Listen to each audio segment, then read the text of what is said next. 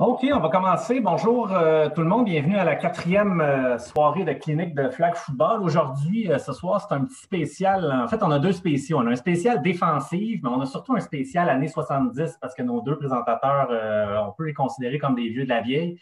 Donc, dans 45 minutes, Hugo Beausoleil va nous parler du développement de joueur défensif. Mais d'abord, Martin Roy va nous parler de défensive 4-2. Donc, Martin est là depuis pas mal toujours. Ruud Sabos, il va vous en dire un peu plus, là, mais moi, je le connais depuis mes tout débuts en 2008. Martin a été très, très présent à plusieurs niveaux du flag au niveau de la province et du Canada. Donc, c'est très gentil. Merci beaucoup, Martin, d'avoir accepté de nous donner un petit coup de main et de partager tes connaissances aux nouveaux entraîneurs ou en tout cas aux futurs entraîneurs du Québec. Donc, sans plus tarder, Martin, je te laisse la parole. Amuse-toi bien et c'est à toi. Merci beaucoup. Bonsoir tout le monde. Merci d'être là. C'est très apprécié et très, très chaleureux de voir qu'il y a du monde qui ont le goût de m'entendre parler de défensif 4-2. J'ai à peu près une trentaine de minutes de présentation et puis par la suite, on devrait avoir une petite période de questions. Pas hésiter, si jamais tu vois quoi dans le chat, de me faire signe puis d'interrompre si tu penses que c'est pertinent qu'on y réponde immédiatement. Alors, je suis qui, je fais quoi et j'ai entraîné où? Je suis présentement conseiller cheminement vers l'excellence à l'Institut national du sport. J'ai travaillé également comme coordonnateur des programmes universitaires au RSEQ. J'ai été coordonnateur du développement à Football Québec pendant 2 ans et demi. Là, j'ai fait la rédaction du livre de règlement de sécurité en collaboration avec la commission de flag aussi, là, mais j'avais le mandat de mettre en place le règlement de sécurité et d'autres choses. J'ai travaillé aussi à Football Québec, au Collège de Rosemont comme responsable de sport presque 10 ans. J'ai coaché, je coach le foot depuis 86 et je coach le flag depuis 89. Là, je ne ferai pas la nomenclature, vous êtes capable de le lire, mais c'est un peu où j'ai coaché, là, puis ce que j'ai fait. Alors, je fais plaisir de partager tout ça avec vous. Là. Je me lance déjà dès le départ. Type de défensive, on va regarder une défensive 4-2. Là, pour moi, là, je catégorise ça dans 3 types de défensives. Là, principalement une défensive qui est statique, une défensive qui est dynamique, une défensive qui est dynamique linéaire. Mais avant de commencer de se lancer dans la défensive, pour moi, ce qui est important, c'est vraiment les petits points que j'ai mis là, que je vais vous inviter à y réfléchir. L'important, c'est d'avoir une structure logique de votre système défensif.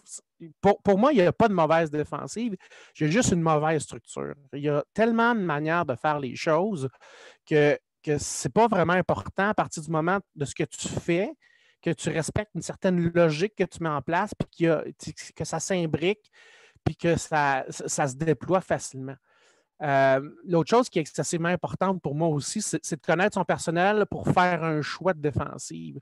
Savoir qu'est-ce que je veux jouer, savoir qu'est-ce que je peux jouer aussi.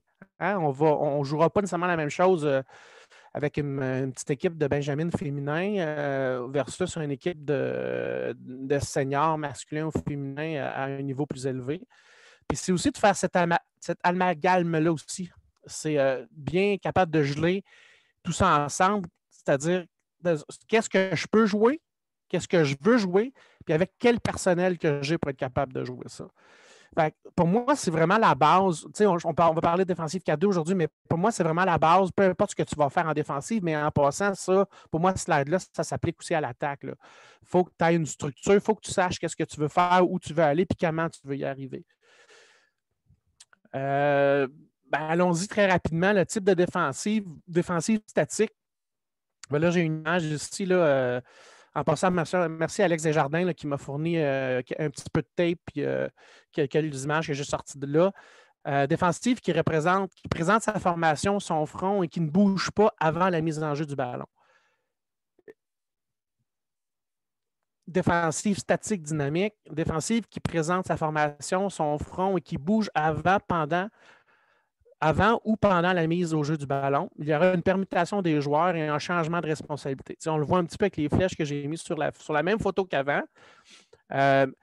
C'est vraiment de dire, on voit que la fille qui joue au coin puis celle qui joue à l'intérieur, là, dans mon nomenclature, un demi-coin ou un secondaire qui va venir changer de position pour venir prendre la profondeur et on va prendre le demi de sûreté qui va avancer vers l'avant pour venir couvrir les zones courtes.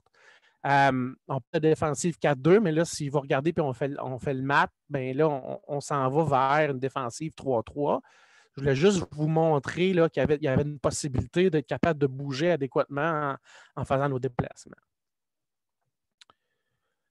Ça, c'est pas mal ce que je joue presque tout le temps depuis presque toujours. Là. Moi, ce que j'appelle une défensive dynamique linéaire, ben, c'est vraiment de dire que c'est une défensive qui cache sa formation et son front en étant sur une ligne et qui bougera avant et pendant la mise en jeu du ballon. Il y aura une permutation des joueurs et un changement de responsabilité. Ça peut ressembler un petit peu à ce qui se fait avant là, avec une dynamique statique, c'est-à-dire où la défensive monte son front mais va se mettre à bouger par la suite. Je ne sais pas, je ne vois pas qui est là. Je ne sais pas si j'ai des joueuses ou des joueurs que j'ai coachés à travers les années, là, mais quand je parle de défensive, là, cette défensive-là linéaire, là, mais, je martèle. Pour moi, c'est excessivement important qu'il faut partir tout le monde sur la même ligne parce qu'on ne veut pas. On ne veut pas cacher ce qu'on fait. On ne veut pas montrer ce qu'on fait, pardon. On veut le cacher le plus possible. Puis dès qu'on va avoir le secondaire ou le demi de sûreté qui va prendre un pas d'avant ou un pas de recul, qui va défaire cette ligne-là, on va déjà commencer à donner des indices sur qu'est-ce que je fais, comment je le fais, puis qui va aller jouer où. Fait que, je le martèle, puis je le martèle là, de s'assurer qu'on reste vraiment bien positionné par rapport à tout ça. Si vous regardez, on va parler aussi d'alignement. Moi, j'ai le petit tableau à côté là, qui vient positionner tout ça. Je suis hyper cartésien un peu dans ce que je fais aussi. J'aime bien tout décortiquer, rendre ça très facilement suivable pour les athlètes que j'entraîne. Alors, le chasseur, le rusher, ben, il est 2 verges de large à l'extérieur du centre. Les 2 demi de coin, je les demande de jouer à 2 verges à l'intérieur du receveur numéro 1. Là, je ne sais pas s'il y en a qui sont habitués avec l'appellation des joueurs offensifs avec des numéros. La raison principale pourquoi j'utilise ça à la place de dire le slot, le wide, le receveur X, Y, V, Z, c'est que pour moi, il y a tellement de manières d'appeler le monde à l'attaque que je veux rendre ça simple. Puis, ben, une fille ou un joueur qui change de position, qui une fois joue le deuxième à droite, se ramasse le troisième à gauche, ben, ça peut venir mêlant son travail avec juste des positions, parce qu'on vient de leur donner des chiffres. Moi, il y a un paquet de manières de le fonctionner. Moi, je le fonctionne où on part de l'extérieur vers l'intérieur, puis on s'en vient vers le centre. 1, 2, 3 à droite vers le centre, puis 1, 2, 3 à gauche vers le centre. Si je reviens au demi de coin, c'est un peu ça. Là. Je demande qu'il soit installé 2 verges à l'intérieur du receveur numéro 1. Et ça, c'est en tout temps. En tout temps. Je ne veux pas donner l'intérieur par mes demi de coin. On pourra peut-être le voir un petit peu plus loin plus tard. Là. Les 2 secondaires, le S pour secondaire large, bien, lui, je vais lui demander de s'enligner en face du receveur numéro 3 de son côté. Comme vous voyez, le S, on le voit bien ici. Là. Je ne sais pas si vous voyez mon curseur, là, mais on le voit bien ici là, que le secondaire est devant le numéro 3. Le secondaire du côté faible, je vais lui demander de s'installer entre le numéro 2 et le numéro 3. On pourra encore une fois le voir peut-être un petit peu plus loin là, si on a le temps de se rendre vers là. Les demi de sûreté. Le demi de sûreté du côté large, je lui demande de s'installer entre le receveur numéro 2 et le receveur numéro 3 de son côté, juste ici. Et le demi de sûreté du côté faible, je vais lui demander d'être head-on, c'est-à-dire face au receveur numéro 2.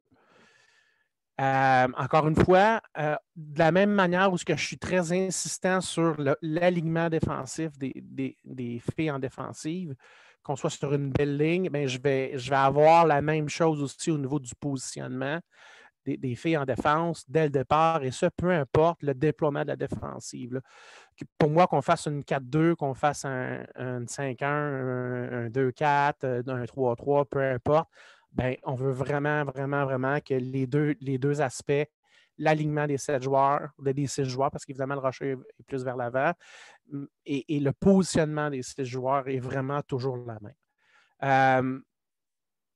Le rusher, ben, c'est dans nos règlements, là, c'est 5 verges. Et moi, ma position de départ, ça sera toujours à 7 verges. Je demande à mes athlètes de s'aligner à 7 verges de la ligne de mêlée. Là, j'ai mis en parenthèse 9, 5, 3 parce que je vais moduler la profondeur de la zone en fonction des différentes situations qui peuvent se présenter. On verra plus tard là, si on a le temps de s'y rendre aussi là, par rapport à ça. Identification des zones, les 3 zones offensives de zone 42, ben, je vous l'ai dit, je suis hyper cartésien. J'aime ça découper très clairement au niveau de l'apprentissage dans ma progression avec les athlètes. Ben, pour moi, il y a 3 zones. Il y a la zone du chasseur, du rusher, qui est devant la ligne de mêlée jusqu'au corps arrière, mais jusqu'à la fin. Il y a la zone intermédiaire ou la zone courte là, qui va moduler, c'est pour les secondaires et les demi de coin, ça va moduler entre 10 à 12 verges de profond. Ça peut être moins que ça si on entraîne les plus petites catégories, mais pour moi, ça se module tout le temps à peu près entre 10 et 12 verges de profond. Après ça, on a la zone profonde pour les demi de sûreté. Puis encore une fois, j'ai écrit là qui se module entre 10 et 30, entre 15 et 35 verges de profond. Ben, encore une fois, ça dépend beaucoup là, de. Ça dépend beaucoup là, de. Non, excuse-moi, pardon, je me suis trompé. Là. La zone profonde aussi, elle a en moyenne 10 à 12 verges aussi, qui c'est à peu près la même dimension que la zone courte. Là, ce que vous comprendrez, c'est que la zone profonde débute à partir où ce que la zone intermédiaire, la zone courte, se termine, là, ce qui fait qu'en réalité, de la ligne de mêlée, là, on parle entre 20 et 22 verges de profondeur. Puis, un petit peu plus bas, là, je vais en parler un petit peu plus tard, là, mais c'est un concept qui est important d'expliquer aux demi de sûreté, surtout quand ils commencent puis qu'ils vivent un stress de jouer. Hey, j'ai tout ce terrain-là en arrière à couvrir. Bon, il y a toute la notion là, que moi j'appelle là, de zone morte là, qui peut se moduler entre 15 et 35 verges de profond, encore une fois, là, en fonction du calibre auquel on entraîne et on évolue. On va poursuivre, on va aller vers un petit peu, là, j'ai pris le temps de découper les zones. Alors, la zone du chasseur, du rusher, ben, un peu comme je disais tout à l'heure, la zone, elle est représentée par tout ce qui est devant la ligne de mêlée. Ça appartient au rusher. Puis pour moi, quand j'enseigne le travail des rushers en zone, parce que ça se ressemble un peu en man-to-man aussi, mais principalement en zone, il y a des phases. C'est important pour moi de. Moi, je ne mets pas juste une fille qui rush ou un joueur qui rush sans rien lui expliquer qu'est-ce qu'il faut qu'il fasse et où est-ce qu'il s'en va.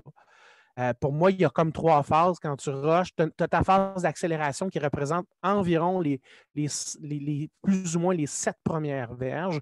Alors, on va lui demander d'être en pleine accélération dès la mise en jeu du ballon. On accélère. Les 7 premières verges, c'est un sprint. C'est tout ce que je te demande, c'est un sprint. Va me chercher de la vitesse, réduis la distance entre toi et le corps arrière le plus rapidement possible. La deuxième phase, c'est une phase de décélération, c'est-à-dire que les 5 premières verges, je vais te demander comme rusher de commencer à reprendre le contrôle de ton corps pour être capable d'être prête à faire des actions de déplacement latéral si la situation se présente. Et la dernière phase, qui est la phase de prise de contrôle, là, qui s'évalue encore une fois entre les 3 dernières verges, là, entre le rusher et le corps arrière, où là, je vais vouloir que tu sois en plein contrôle de tes déplacements pour être capable adéquatement de réagir. Rarement, je vais demander à mon rusher d'être en plein sprint. Ça arrive occasionnellement, surtout dans les plus grandes catégories où on a des corps arrière où ils sont beaucoup plus statiques. La corps arrière ne bouge pas, lance la balle. Mais là, on va venir moduler les zones en lui disant mais tu n'as peut-être pas besoin d'une zone de prise de contrôle. À l'inverse aussi, si on a un corps arrière hyper mobile, on va regarder avec notre rusher pour lui dire regarde, c'est important là, que peut-être que ta zone de décélération, on va la réduire, puis ta zone d'accélération, on va la réduire, pardon, et ta zone de décélération, on va l'augmenter. On va moduler ça en fonction du calibre du corps arrière, du niveau qu'on joue, puis tout ça. Toujours forcer un côté. Moi, c'est excessivement important. Idéalement, du côté faible, ça l'aide à la couverture. Ce que je vais expliquer à mes rushers, c'est que pour moi, ramasser le flag, c'est un bonus. Ce n'est pas l'objectif premier de rusher. C'est de prendre le contrôle du corps arrière et diriger son action pour être capable d'aider les 6 autres joueurs derrière nous dans le déploiement de la couverture. Si tu ramasses le flag, c'est un gros bonus, mais c'est important de t'assurer que lorsque tu enclenches ton corps arrière vers la droite, elle a décidé de rouler ou de tenter de s'échapper vers la droite. Elle ne peut pas revenir vers la gauche parce qu'on n'en parlera pas dans cette formation-là, mais j'ai d'autres clés, j'ai d'autres règles lorsque le corps arrière se met à bouger et qu'on doit être capable de réagir à tout ça. Les zones courtes, ben, c'est la zone des demi de sûreté, des demi de coin, pardon, puis des secondaires. C'est une zone, comme je disais tout à l'heure, qui a une profondeur entre 10 et 12 verges de profond. Parce qu'on est statique à la mise en jeu du ballon, plus ou moins, ça peut varier ça aussi, là, mais si on reste très basique, on est statique à la mise en jeu du ballon et on va chercher d'attaquer et de retourner rapidement au centre de sa zone. Là, encore une fois, c'est quelque chose qu'on ne verra peut-être pas parce que je pense qu'on va avoir le temps, mais le centre de la zone va moduler en fonction des priorités de lecture qu'on a à faire. J'ai écrit en bas concept aussi, concept à garder en tête, mais c'est un concept qui est un petit peu plus avancé avant de vraiment vouloir rentrer ça dans la tête de vos athlètes en défensive. Il faut s'assurer que la base est bien installée, mais le concept qui est quand même assez simple, c'est de s'assurer que les joueurs qui jouent dans la zone intermédiaire, la zone courte, sont aussi profonds que le receveur ou le joueur le plus court. Ça veut dire quoi? Ça veut dire que si le receveur numéro 2 du côté large est à 7 verges et c'est le receveur qui est le plus court, ben, la zone va commencer à partir la zone courte commence à partir de cette verge-là, non pas nécessairement à partir de la ligne de mêlée. Je ne veux pas aller trop loin parce que ça peut être un peu plus complexe à comprendre le concept. On pourra en reparler là, si jamais la situation se présente. Là, mais juste de garder dans la tête, l'idée derrière ça, c'est de rentrer dans la tête de vos athlètes qui vont jouer dans les zones intermédiaires, de ne pas se faire dépasser en profondeur par les receveurs les plus courts. On ne veut jamais que les secondaires, les demi-coins se ramassent entre le corps arrière et le joueur qu'ils ont à couvrir. Zone profonde, ben, comme je disais tout à l'heure un peu, là, c'est une zone qui a entre 10 et 12 verges de profond, soit entre 20 et 22 verges de profond à partir de la ligne de mêlée. Ben là, vous comprendrez que si vous regardez, là, j'ai mis seulement un DS pour les demi de sûreté. Bon, c'est pas nécessairement à l'échelle, mais leur départ se fait vraiment à partir de 7 verges de la ligne de mêlée. Si leur zone commence entre 10 et 12 verges de profondeur, bien, vous comprendrez que dès la mise en jeu, les demi-défensifs sont déjà hors position au niveau de leur responsabilité de couverture de zone. Alors, il faut qu'ils se mettent en action rapidement et qu'ils retournent dans leur zone en profondeur. L'enjeu de ça, puis ce qui rend peut-être l'exercice un peu complexe, c'est vraiment de faire en sorte que ces déplacements, il faut qu'ils soient rapides en gardant les yeux dans la couverture et en se déplaçant en fonction des lectures qu'on va voir un petit peu plus loin, mais des principes de base. Écoutez, je reviens à ce que j'ai commencé à parler un petit peu tout à l'heure, c'est-à-dire la notion de la zone morte. Surtout pour un petit garçon ou une petite fille, Benjamin, qui commence à jouer, tu dis hey, toi, tu as des belles habiletés athlétiques, tu cours bien. On va peut-être voir ça avec Hugo un petit peu plus tard ce soir, là, bien définir les habiletés athlétiques des athlètes. Ben, dans ce que je veux faire, je te vois jouer demi-sûreté, mais c'est vraiment rapidement lui faire comprendre regarde, là, c'est pas parce qu'on est à la ligne de 10 que toi, ta zone, elle commence entre 10 et 12 verges de profond.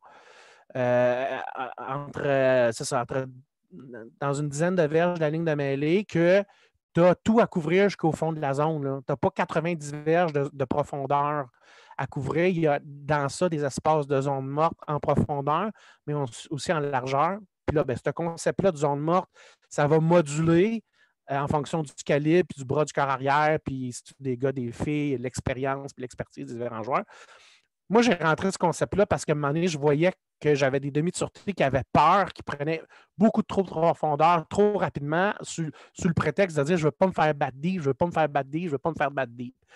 En venant expliquer de ça, en venant paramétrer nos adversaires, en sachant le corps arrière contre qui on joue aujourd'hui a un bras en moyenne d'une trentaine de verges, bien, on est capable de faire le calcul mathématique avec nos athlètes de regarde, là, ça ne donne rien d'aller couvrir, d'avoir l'idée de couvrir 40-45 verges de profondeur, le ballon ne se rendra pas. Là. On rentre dans je ne sais pas comment ça va avec le temps. Là. On rentre dans les priorités de lecture. Autant, comme je vous disais tout à l'heure, que moi, l'alignement défensif sur une ligne et le positionnement des joueurs en fonction des receveurs à l'attaque est important, mais les priorités de lecture le sont aussi. Ça, c'est comme une règle universelle que je me suis mis à la base. Est-ce que ça peut moduler? Oui, ça peut moduler en fonction de contre qui tu joues. Il y a plein de facteurs qui peuvent faire. Hey, moi, je vais décider de faire lire mes receveurs différemment. L'important, ce que je veux que vous compreniez ce soir, c'est il faut enlever le réflexe de nos athlètes, nos filles ou nos gars en défensive, de regarder le corps arrière. Je ne suis pas en train de dire qu'il ne faut pas le regarder du tout, mais il ne faut pas que notre préoccupation, il ne faut pas que nos yeux soient sur le corps arrière, il faut que nos yeux soient dans notre couverture. Alors, le corps arrière, ça appartient aux rushers, ça appartient aux filles qui mettent de la pression sur le corps arrière. Les lectures du demi-coin fort, ben, des deux demi-coins, on va commencer avec les receveurs numéro 2. On va commencer avec les receveurs numéro 2. Après ça, on va emmener nos yeux vers les receveurs pour le demi-coin fort, vers le numéro 3. Et pour le demi-coin faible, on va emmener ses yeux vers le numéro 1.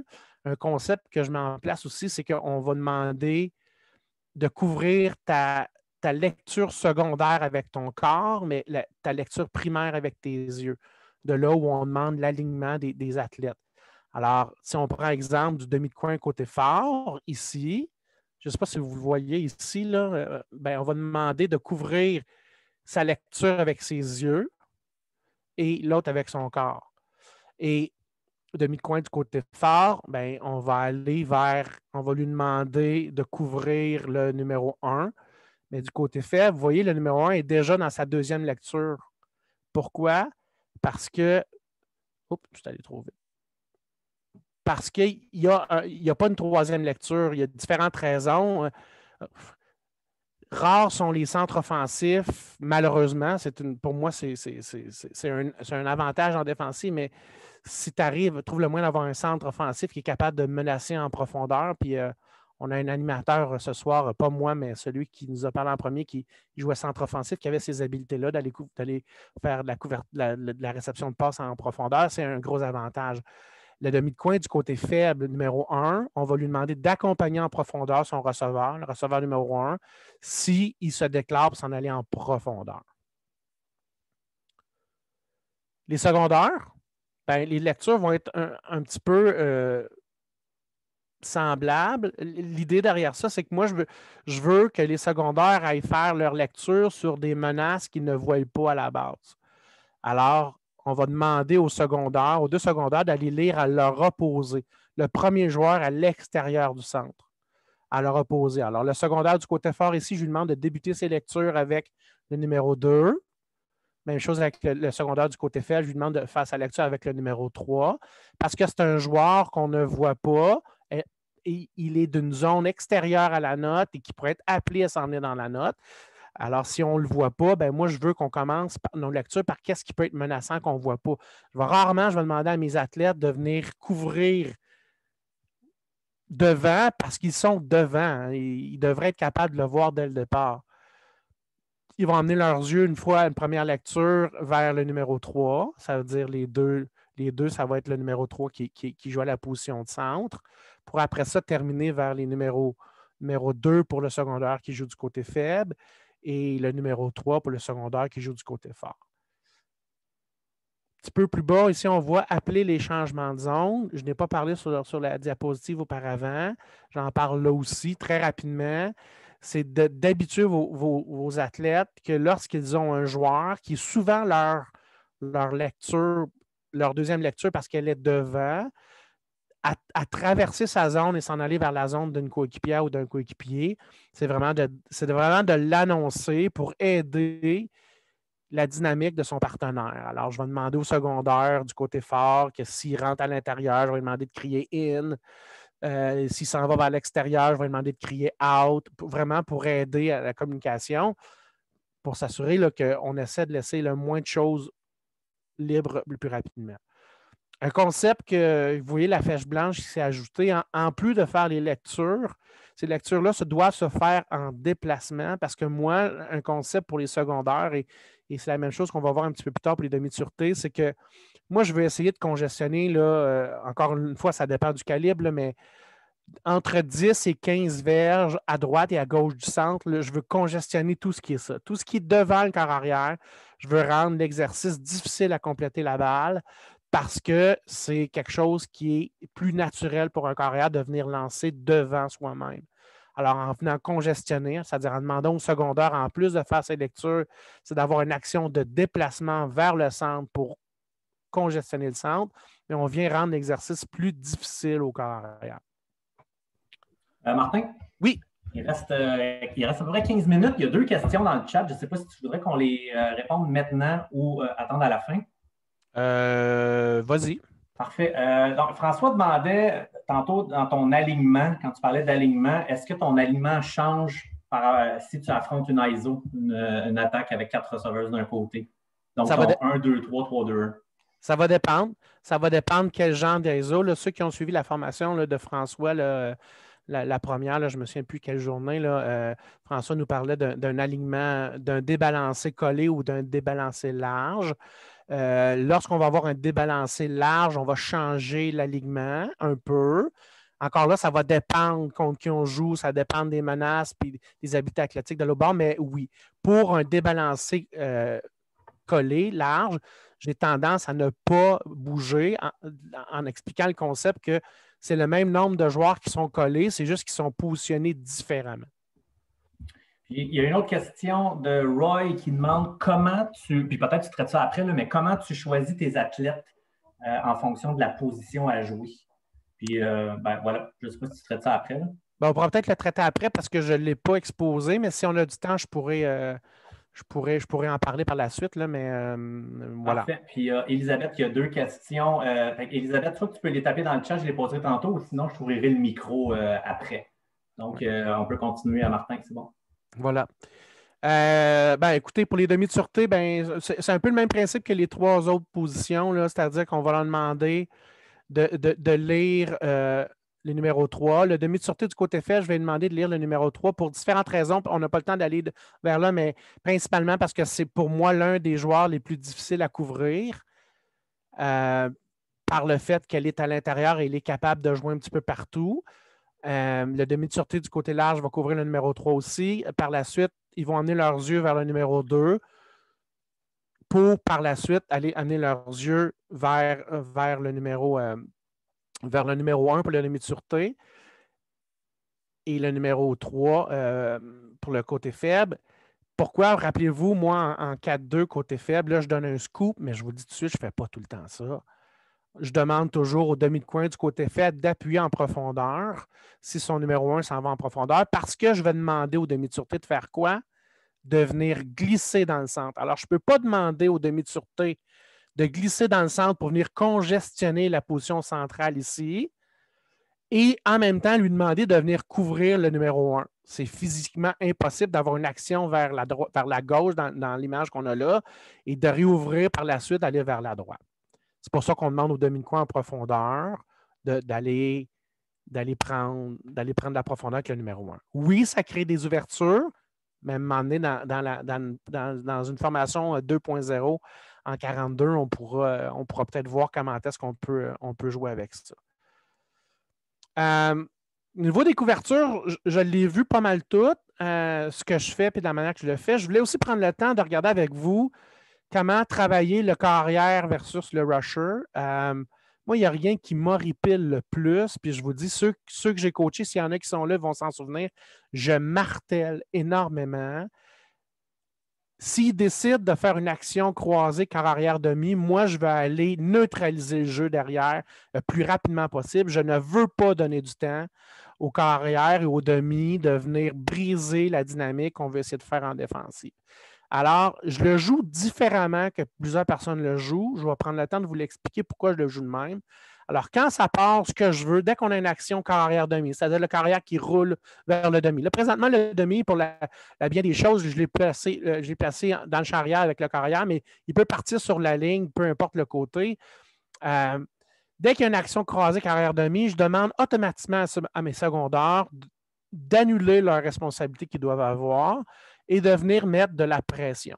Je demande au rusher de toujours rester avec le corps arrière, c'est-à-dire se diriger dans la direction du corps arrière. Mon principe est bien simple. Là.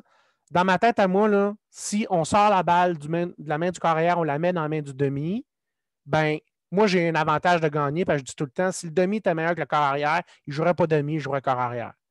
Encore une fois, ça vaut ce que ça vaut, ça dépend au calibre où on joue, mais principe de base est là. Je garde mon rusher en tout temps sur mon corps arrière.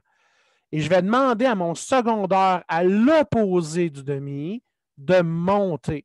Puis on va faire un petit peu de tape tout à l'heure, là, très rapidement, là, de monter pour venir mettre de la pression à l'opposé. Et je vais demander au secondaire du côté du demi, c'est-à-dire à l'opposé du déplacement, de venir fermer le centre. Bien, c'est de fermer le centre, mais c'est beaucoup plus de repérer la balle et de venir jouer miroir avec le ballon pour couvrir le centre. Bon, je vais rester là. Je vais aller rapidement vers un petit peu de tape que j'ai ici. Là. Encore une fois, Alex, merci de m'avoir fourni du matériel là, pour être capable d'illustrer. Bon, on lance. Là, on voit vraiment là, le jeu qui va se déployer. Bon, on a un déplacement. Bon, puis là, on va avoir une action corps arrière demi. Un demi qui part sur la ligne, stop. Alors, une fille pour 2 joueuses. Si vous voyez là, les joueuses en noir, là, il y a une action corps arrière demi, mais il y a seulement une fille qui monte pour mettre de la pression. Moi, je ne veux pas ça. Je ne veux pas ça jamais, jamais, jamais, jamais, jamais. Parce que là, on demande aux rushers de deviner ce qui se passe ou de lire, puis plus souvent qu'autrement, quand c'est bien fait, on n'y arrive pas. Bon. OK. Très bien fait dans les circonstances, mais qu'est-ce qui se passe si la fin du carrière est meilleure? On regarde ici, là. Le carrière est totalement tout seul. Personne n'est là. Si la rusher qui est ici ne prend pas la bonne décision, on a un corps arrière totalement tout seul. Bon, dans ce cas-là, avec la place pour courir, mais possiblement le temps de faire une passe. C'est ce que je venais de dire ici. Est-ce que c'est vraiment ce qu'on veut, avoir le corps arrière totalement seul?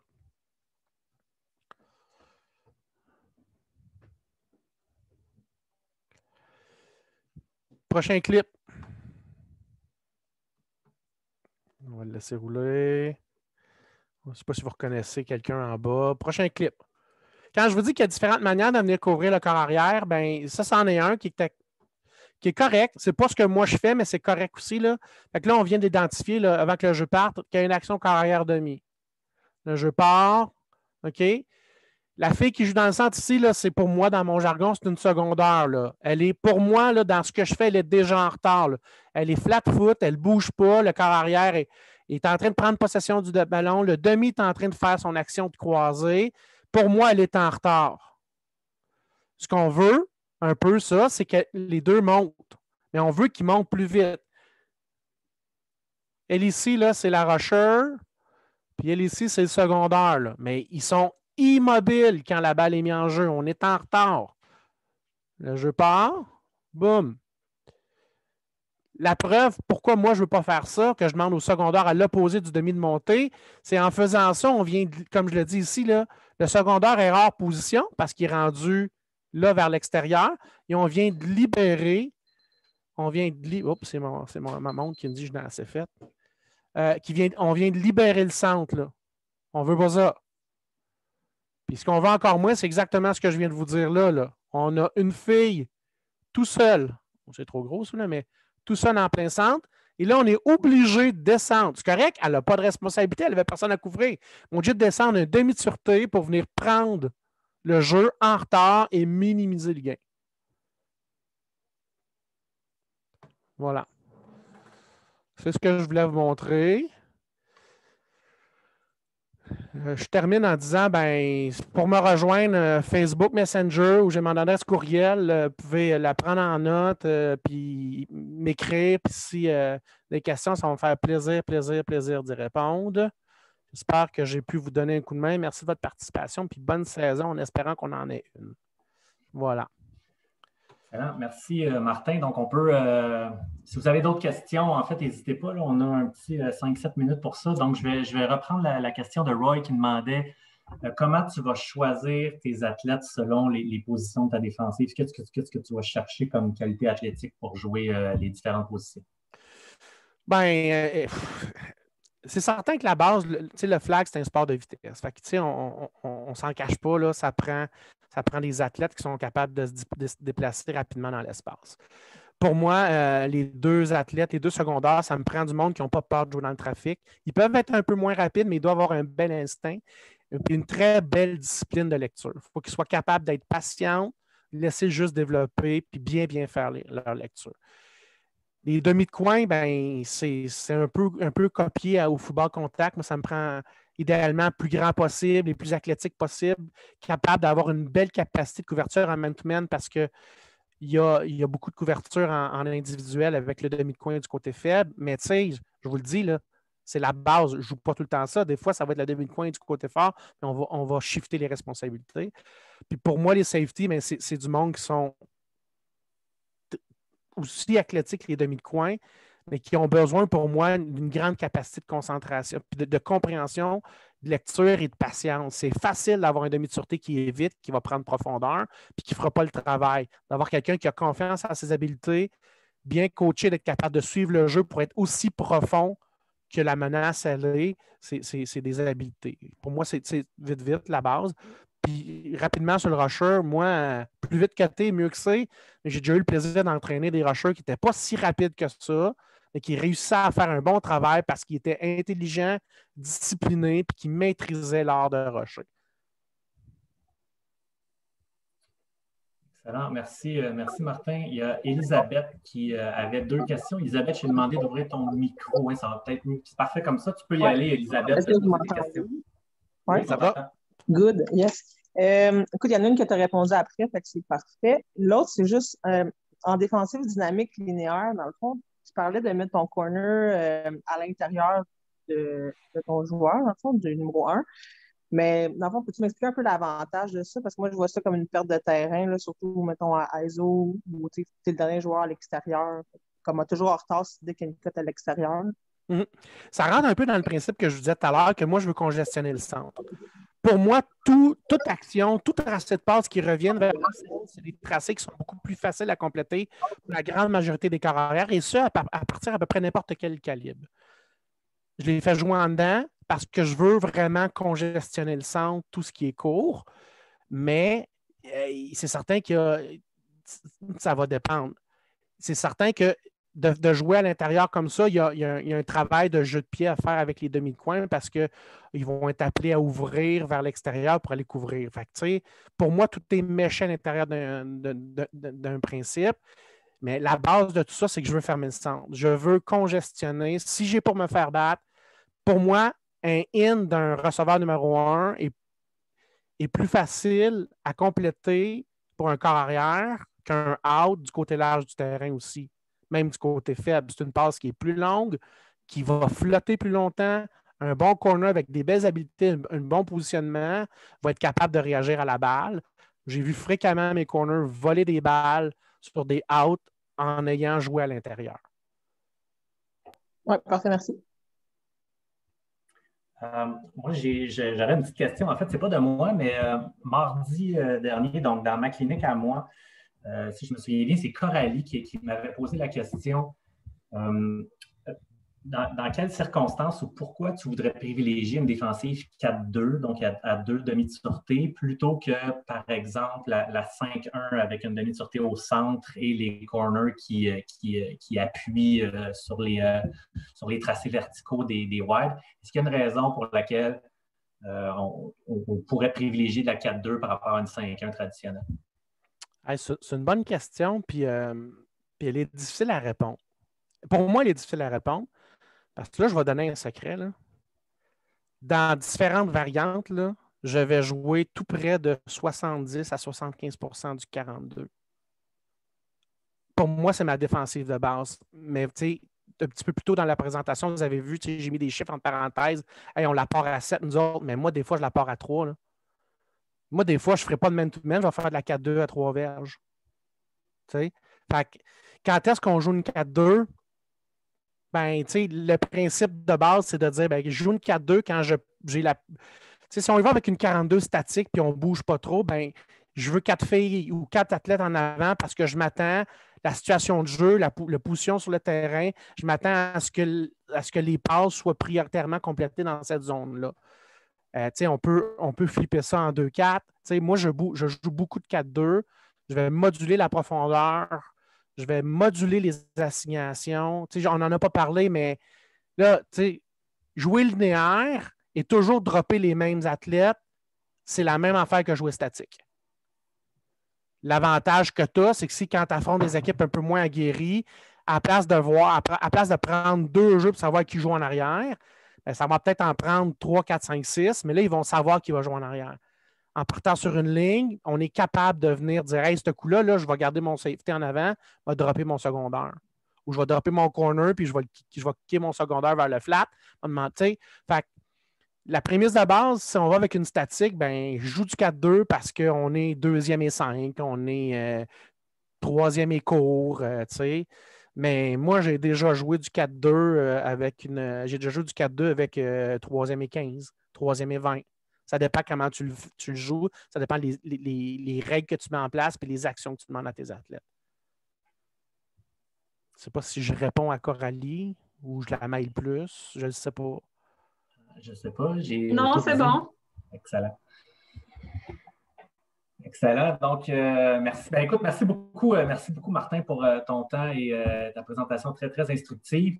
Dans le fond, on est dans les temps. Donc, nous, ce qu'on va faire, on va juste prendre un petit 2-3 minutes de pause, le temps que Hugo se set-up et tout ça, puis on va commencer ça à 45 piles, donc dans 3 minutes. Merci encore, Martin, pour ton temps.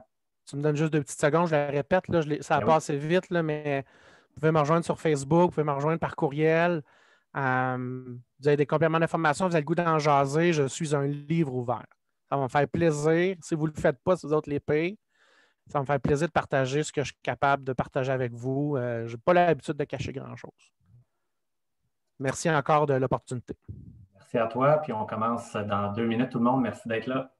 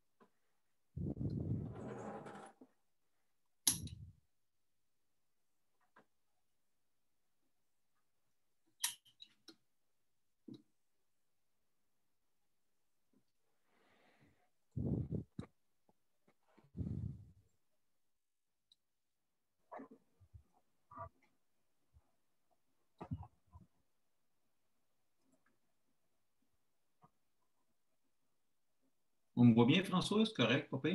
Oui, c'est bon. C'est très bon. Le son est correct?